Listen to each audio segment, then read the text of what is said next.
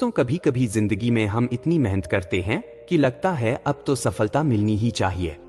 लेकिन क्या होता है जब बार बार मेहनत करने के बाद भी सब कुछ वैसा नहीं होता जैसा हम चाहते हैं? तब हर कदम पर ऐसा महसूस होता है कि शायद किस्मत हमारे खिलाफ है। दोस्तों, क्या ये सिर्फ हमारे हालात का खेल है या कुछ ऐसा है जो हमारी आंखों से छिपा हुआ है? अक्सर लोग कहते हैं कि मेहनत से ही सब कुछ पाया जा सकता है, लेकिन क्या सच में भाग्य का कोई हाथ नहीं है?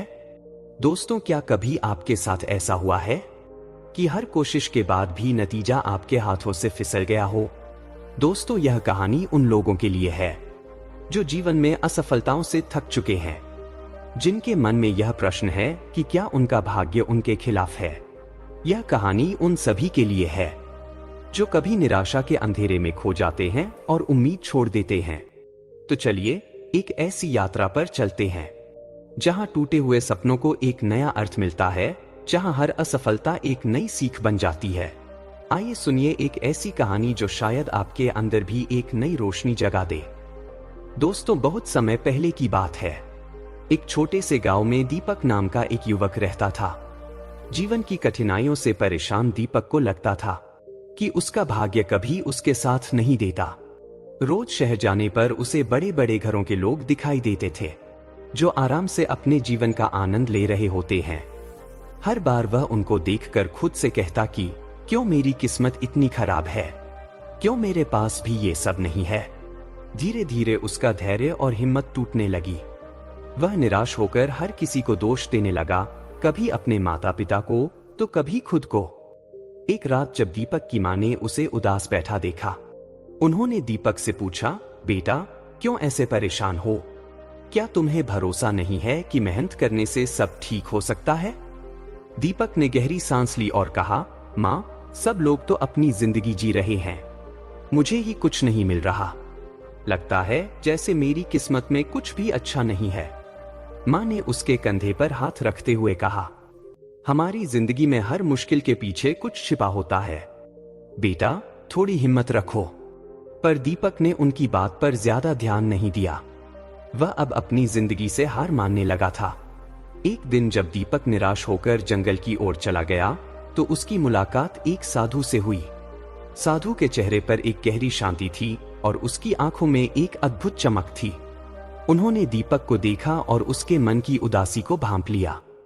साधु ने उसे पास बुलाया और पूछा, बेटा क्यों इतना दुखी हो, क्या बात है? दीपक ने अपना दुख साधु को सुनाया और बोला, मेरी किस्मत ही खराब है बाबा। चाहे मैं कितनी भी कोशिश क्यों न कर लूं, मुझे कभी कुछ हासिल नहीं होता। सब कुछ बस दूसरों के पास ही है। साधु ने मुस्कुराते हुए कहा, बेटा यह दुख तुम्हारे अकेले के जीवन में नहीं है, बल्कि यह दुख सबके जीवन का एक सबसे बड़ा दुख है। सभी अपने जीवन में इसी कारण सबसे ज्यादा दुखी हैं, क्योंकि उनके पास कुछ नहीं है और दूसरों के पास सब कुछ है। लेकिन बेटा तुम चिंता मत करो, बस तुम शांति और धैर्य रखकर मेरे पास बैठ जाओ। आज मैं तुम्हें दो ऐसी कहानियां सुनाऊंगा जिन्हें सुनने के बाद तुम्हें तुम्हारे सभी सवालों का जवाब मिल जाएगा और तुम दूसरों को देखकर खुद के भाग्य को कोसना बंद कर दोगे। दीपक ने साधु की बातों में रुचि दिखाई और साधु के पास बैठ गया। उसने उम्मीद भरी आंखों से साधु की ओर देखा और कहानी सुनने के लिए हामी भर दी।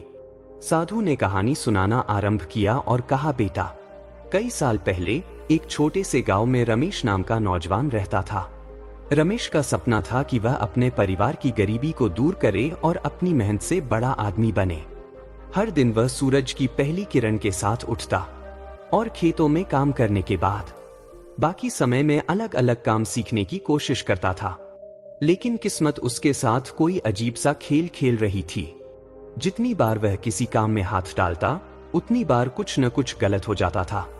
एक बार उसने शहर जाकर एक छोटा सा व्यवसाय शुरू किया, लेकिन 2 महीने बाद ही उस इलाके में ऐसी बीमारी फैली कि उसका धंधा ठप हो गया।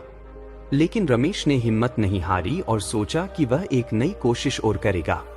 इस बार उसने गांव में ही कुछ सामान उधार लेकर व्यापार शुरू किया। लेकिन कुछ दिनों बाद गांव में आंधी तूफान आया और उसका सारा माल बर्बाद हो गया। रमेश के लिए यह दूसरा बड़ा झटका था। एक दिन वह इस सब से तंग आकर गांव के एक पुराने मंदिर में गया और ईश्वर से सवाल करने लगा, भगवान, आपने मुझे इतनी मेहनत करने की ताकत दी है, पर फिर भी हर बार मैं असफल क्यों होता हूँ? क्या मेरी किस्मत में कभी भी कुछ अच्छा नहीं लिखा है? तभी उसके पास एक बूढ़े साधु आकर बैठे। साधु के चेहरे पर एक रहस्यमयी मुस्कान थी। उन्होंने रमेश की बात सुनी और कहा, तुम्हारी कहानी सुनकर मुझे एक घटना याद आती है, क्या तुम सुनना चाहोगे? रमेश ने सिर हिलाया तो साधु ने एक गहरी सांस ली और कहा, कई साल पहले एक नौजवान लड़का था। उसका सपना भी था कि वह अपने परिवार को गरीबी से निकाल सके। एक दिन उसने अपनी पूरी जमा पूंजी से एक व्यापार शुरू किया। उसे बहुत उम्मीद थी कि उसका व्यापार सफल होगा, लेकिन जैसे ही उसे मुनाफा होने लगा, उसके ही साथियों ने उसकी पीठ पीछे धोखा दिया और उसका सारा पैसा डूब गया। रमेश ने उत्सुकता से पूछा, फिर क्या हुआ बाबा? साधु ने कहा, वह नौजवान निराश हो गया और उसने हार मान ली। उसके वही दोस्त जिन्होंने उसे लुटा था, वही अब उसे देखकर हंसते थे और उसका मजाक उड़ाते थे। लेकिन उसने भी हार मानने की बजाय मन में एक बात ठान ली थी कि वह अब तब तक नहीं रुकेगा जब तक वह खुद को साबित नहीं कर देता। उसने अपने पुराने साथियों से सीखे सबक को ध्यान में रखते हुए फिर से नई शुरुआत की। उसने छोटी शुरुआत की, पर इस बार वह हर कदम सोच समझकर उठाने लगा। अब धीरे धीरे उसका व्यवसाय बढ़ने लगा।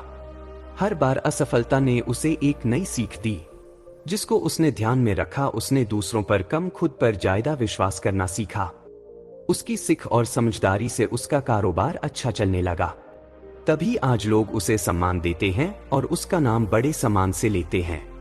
रमेश ने गहरी सांस ली और पूछा, बाबा, क्या मैं भी ऐसा कर सकता हूँ? साधु ने मुस्कुराते हुए कहा, हर ठोकर तुम्हें सिर्फ गिराने के लिए नहीं आती, कुछ ठोकरें तुम्हें मजबूत बनाने के लिए भी आती हैं। हर बार जब तुम गिरते हो तो एक नई सीख पाते हो। असली सफलता वही है जो हर असफलता के बाद तुम में हौसला बनाए रखती है। रमेश के मन में जैसे एक नया विश्वास जाग गया। उसे अब समझ आया कि असफलता भी एक तरह की सीख है। उसने साधु के चरणों में झुककर आशीर्वाद लिया और ठान लिया कि वह अपनी किस्मत से नहीं, अपनी मेहनत से अपनी पहचान बनाएगा। कहानी खत्म करते हुए साधु ने दीपक की ओर देखा और कहा, बेटा, इस कहानी से हमें यह सीख मिलती है कि हर ठोकर हमें गिराने के लिए नहीं लगती, बल्कि हमें और भी मजबूत बनाने के लिए लगती है, हमारे आत्मविश्वास को बढ़ावा देने के लिए लगती है।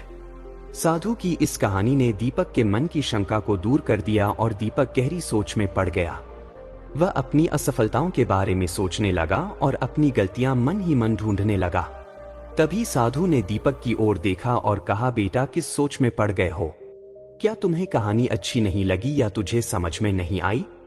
साधु की बात सुनकर दीपक बोला, नहीं बाबा जी, ऐसी बात नहीं है, कहानी बहुत ही अच्छी है और समझ में भी आ गई। चलिए आप मुझे दूसरी कहानी सुनाइए। साधु ने मुस्कुराते हुए दीपक की ओर देखकर एक लंबी सांस ली और कहानी सुनाना शुरू किया। बेटा, कुछ साल पहले एक बड़ा व्यापारी था मोहन, जो भारी कर्ज में डूब चुका था। उसने अपना सब कुछ व्यापार में लगा दिया था, पर एक अनचाहे संकट ने उसका सारा व्यापार तहस नहस कर दिया था। उसके पास अब न पैसे बचे थे न साधन। वह दिन रात मेहनत करता था, पर कुछ भी सही दिशा में नहीं जा रहा था। एक शाम जब वह पूरी तरह टूट चुका था, उसने सोचा कि शायद उसकी किस्मत में यही लिखा था।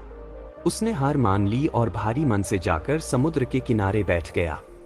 समुद्र की लहरें उसकी निराशा को और गहरा कर रही थी। वह खुद से बुदबुदाया, अब और हिम्मत नहीं है। क्या किस्मत भी इतनी क्रूर हो सकती है? क्या ईश्वर ने मेरी मेहनत को कभी देखा भी है? तभी उसके बगल में एक अजनबी बूढ़ा व्यक्ति आकर बैठ गया। उसके चेहरे पर एक गहरी समझ और आंखों में सजीवता थी। उसने मोहन की ओर देखा और बोला, क्या बात है बेटा, तुम इतने परेशान क्यों हो? क्या कोई समस्या है?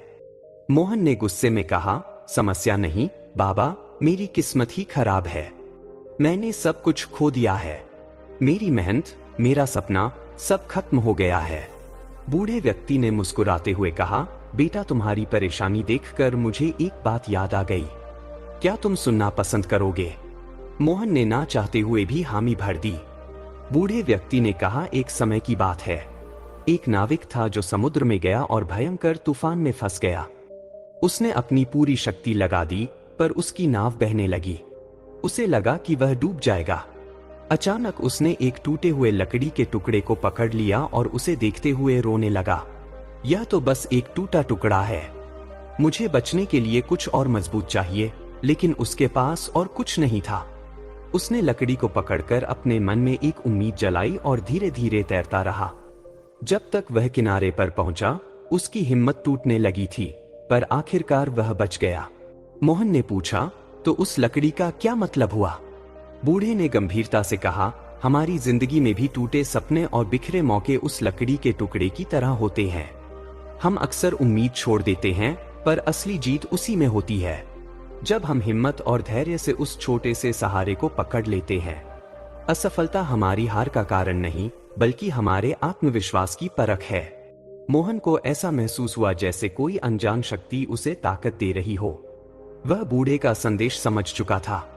उसने मन में ठाना कि वह हर बार गिरने के बाद उठेगा, हर ठोकर को अपने अनुभव का हिस्सा बनाएगा। मोहन ने बूढ़े के चरण छुए और अपने घर लौट गया। वह जान गया था कि असफलताओं से हारना नहीं, बल्कि उनसे सबक लेना ही असली जीत है।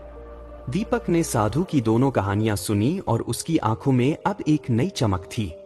साधु ने उसकी ओर देखते हुए कहा, देखो बेटा, सफलता और असफलता एक ही सिक्के के दो पहलू हैं। असफलता हमें सिखाने आती है कि हमें कहाँ सुधार करना है, और जो लोग अपनी ठोकरों से सीखते हैं, भाग्य उनका साथी बनता है। इसलिए भाग्य पर नहीं, अपनी मेहनत और धैर्य पर भरोसा करो। खुद को पहचानो, तभी भाग्य तुम्हारा साथ देगा। दीपक के मन की सभी शंकाएं दूर हो चुकी थीं। उसने साधु का आशीर्वाद लिया और निश्चय किया कि अब वह किस्मत को दोष नहीं देगा, बल्कि अपने संघर्ष से अपनी राह बनाएगा। दोस्तों, अगर इस कहानी ने आपके दिल को छुआ है और आपको अपने जीवन में कोई नई दिशा मिली है, तो इस वीडियो को लाइक जरूर